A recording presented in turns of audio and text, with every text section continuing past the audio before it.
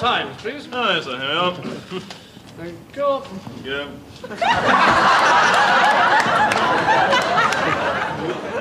John Cleese is a legendary comedian who was arguably the leader of a group of legendary comedians known as Monty Python. Now in his 80s, he is on a crusade against people he calls the wokes because he thinks they're gonna chew his limbs off. I'm not so sure that the wokes would ever laugh at themselves, no matter how hilarious they are. Cleese thinks that comedy writers should not stop themselves saying things that would offend crowds. Why does political correctness or wokeism, how does that stifle creativity? Because it's the internal interruption that I was talking about. You think of an idea and you immediately think, ooh, is that going to get me into trouble? Well, that person happened on last Thursday, got away with it. All that stuff, which immediately stops you being creative. Up to and including, and I want to be clear here, he advocates for this explicitly, up to and including how great it would be to say the N-word. Well, there's the N-word. Now, just consider this situation. If I actually pronounced the N-word today, which I'm not going to, relax. Okay. It's all right, it'll be okay, okay? But if I did, it would be in the papers tomorrow. Now, how useful is that? This is why people say never meet your heroes. In my day, Monty Python's films were legendary. Everyone knew what saying "nee" meant. In elementary school, my friend Will Crane and I used to quote the death of Mary Queen of Scots to one another pretty much constantly over our square lunchroom pizza slices. You are Mary Queen of Scots? I am. I wanted nothing more than to be a Python, to hang out with a group of funny people doing silly things all the time for a job, a dream to surpass all dreams. It's still my dream. But the bizarre cocktail of money, renown, and advanced age that turns otherwise admirable people into blithering idiots has come for Cleese, burrowed into his brain and converted it to Rabbit? What, rabbit fish? Yes, it's got fins. Cleese is apparently making money in his late life by going around giving talks on creativity. I think that is a perfect use of his time. No doubt there's a countless sea of conference organizers who are, like me, lifelong Monty Python fans, dying to meet Cleese, maybe have a dinner with him, etc. Everyone wins. The conference gets a famous keynote that attendees will actually attend. Cleese makes some money for not too much work. Life is good. And he's got a few salient thoughts on creativity as well. Of course he does. He created so much great stuff. Discipline is essential to any kind of learning and getting better. He's even right about this point. I mean, there are people sitting there who are deliberately waiting for the thrill of being offended. That's undeniably true. The engagement economy and the algorithm incentivize people both to be cruel because it's engaging and to be outraged at the cruelty because that outrage too is engaging. It's garbage and I hate it. Please be sure to like and subscribe. But the fact that people play the clout game when someone acts like a does not make it right to be a in the first place. And it does not mean that everyone who pushes back when someone is being a is pushing back because they're playing clout ball. Some are, sure. But people still get to be legitimately mad. The reason it would get Mr. Cleese a lot of press if he said the N-word is because of the centuries of deepest possible misery that word represents. He can feel that tension in the room as he's discussing it. That's why he says, which I'm not going to, relax. Okay. It's all right, it'll be okay. Because he knows just by suggesting he might say it, he just put everyone in the building on a knife edge. Why does Cleese think it would be okay to say something like that, or even to flirt with the idea of saying something like that? Let's go back to a moment when Cleese was right about creativity and context, and people were trying to silence him. The year is 1979. Cleese and the Pythons have just released their film, Life of Brian, and they're facing immense backlash from religious groups who were annoyed by how accurately the film depicted religious zeal. I'm not the Messiah. I say you are, Lord, and I should know. I followed a few. Hail In interviews from the time, you can see the Pythons being bewildered by the pushback over a comedic work. If you take religion to be a sort of revelatory and rather authoritarian creed, if that's what you mean by religion, then I suppose it is in many ways anti-religious, but it's certainly not against Christ or anything Christ said. It is against the manifestations of certain aspects of organized religion. But poking fun at religion is a very different proposition than Mr. Cleese savoring, like caviar, the idea of publicly saying the N-word. Religion has been the cause and instrument of untold suffering, crusades, witch trials, selling indulgences. Today, churches are splitting over stuff like whether LGBTQ people can be clergy. Religion is still extremely powerful and often extremely hypocritical. To go after them is a very different proposition, as I say, than to utter the same word used against people whose power had been taken away. This is called context, a concept by which Mr. Cleese is very energized. He's very aware of it when it suits him. It doesn't suit him just now, so he's ignoring it, but we'll get back to that in a sec. Mr. Cleese is also apparently not aware that comedians, emboldened and monetized by the engagement economy, do still attack religion, but that doesn't really excite the algorithm that much. So in order to get more engagement and thus more monetization, comedians are also attacking science and medicine.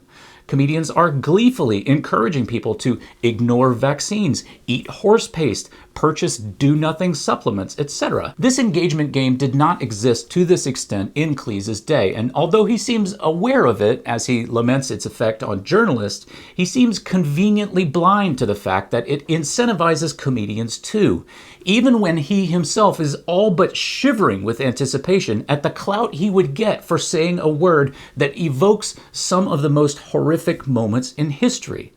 Now, how useful is that? His advice on creativity as a comedian is predicated upon that deliberate, glaring inconsistency. Speaking of which, can you imagine a Monty Python branded supplement? You're leaving money on the table, boys. Who's got a boil on the bum? Boil on the body. Comedians, by playing the engagement game, are serving authoritarianism. The ivermectin set have shown that they want to dismantle science and medicine. Comedians join authoritarians in attacking trans kids.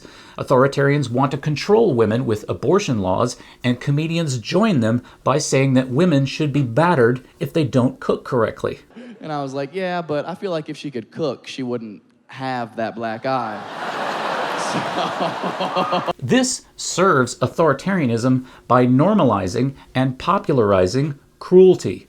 If popular comedians and influencers are able to build businesses saying that women are to be beaten whenever a man wants to beat them, and to be clear, that is what is happening, fewer of those people's fans are going to go to the voting place to fight for women's body autonomy and reproductive freedom. No serious person is legitimately bothered by trans people, and yet the right wants two genders only. That's authoritarianism.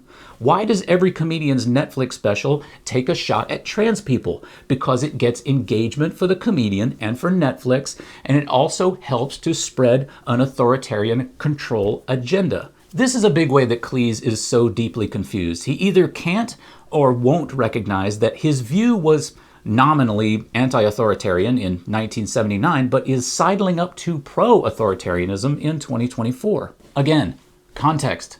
Context energizes Mr. Cleese, but again, he deliberately limits his understanding of context to when it suits him. Let me show you what I mean. Cleese relates a story about being on stage with a diverse group of people, all insulting one another based on heritage and upbringing. And we were teasing each other and saying the most terrible things. And there was an atmosphere, I mean this seriously, not just of laughter, but almost of joy at the freedom of it. Yeah. And then the Hollywood reporter went back and quoted a couple of lines without giving any context at all.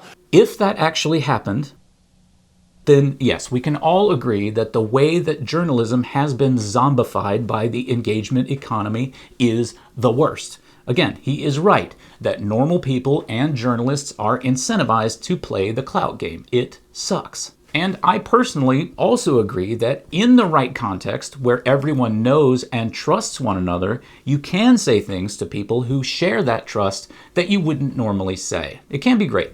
It can be hilarious. That's context. But the act of saying those things is not the important part. The important part is the trust and mutual respect. It's as if Mr. Cleese has experienced an orgy where he was intimate with a number of partners of all shapes and sizes and assumes that he now has permission to masturbate in front of any crowd in hopes of initiating another similar moment. One experience does not lead inevitably to the other. Mr. Cleese seems to think that considering things like the context above limits a person's creativity. That's nonsense, and Cleese demonstrates that he knows it's nonsense. The art of comedy is the art of understanding, reading the room, reading the audience, and then drawing on those observations. Cleese demonstrates that he understands that when he tells the audience to chill out because he's not going to say the N-word.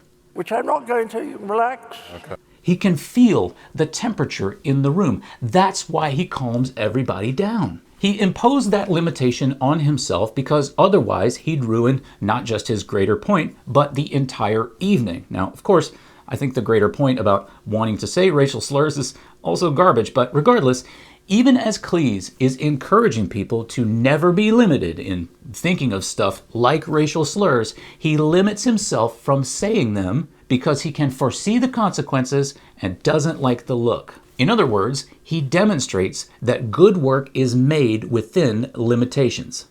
Now, to me, Mr. Cleese is effectively saying that the way to be a creative racing driver is to ignore some of the turns. It's nonsense.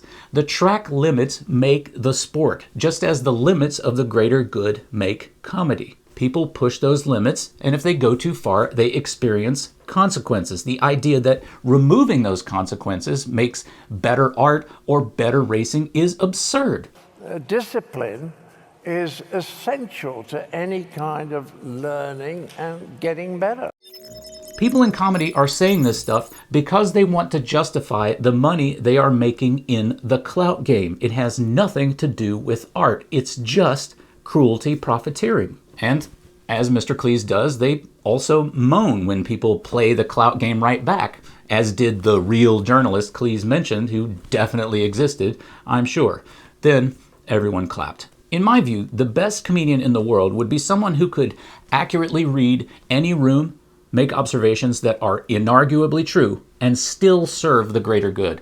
The idea that considering one's work in context of the greater good makes them less creative is toxic nonsense, as is the idea that saying certain highly charged words is somehow cathartic. Maybe saying those words makes old white people feel good. I don't know why it would, but they do seem absolutely desperate to say that N-word. Yes, laughter is generally good for people. Of course it is. But I think just about everyone knows that laughing in a group and being laughed at by a group are not the same. Imagine going to the teacher about a racist bully and the teacher saying, well, okay, but laughing at you for your race is really cathartic for the other kids.